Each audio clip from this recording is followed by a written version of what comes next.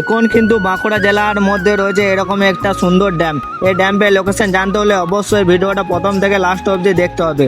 বলছি এরকম একটা সুন্দর ড্যাম দেখে তোমাদেরও কি ইচ্ছা যাচ্ছে একদিন ঘুরতে আসার, তাহলে একদিন বেরিয়ে পড়ো তোমাদের ফ্যামিলির সাথে কিংবা তোমার প্রিয় মানুষের সাথে। বাঁকুড়া জেলার সোনামকি ব্লকের মধ্যে রয়েছে শাহপুর গ্রাম, আর শাহপুর গ্রামের দিকে একটু এগিয়ে গেলে দেখতে পাবে কুলডাং মোড়। আর এই কুলডাং মোড়ের মেন রোডের ধারে রয়েছে এরকম একটা পিচ রাস্তা, আর এই পিচ রাস্তা ধরেই যেতে হবে নিত্যানন্দপুর মার্কেট। আর এই নিত্যানন্দপুর গ্রামের পাশে রয়েছে এরকম একটা সুন্দর ড্যাম। ফাইনালি আমিও কিন্তু পৌঁছে গেলাম এই ড্যাম্পে। এই জায়গাটি প্রথমবার নিজের চোখে দেখার পর আমিও কিন্তু অবাক হয়েছিলাম।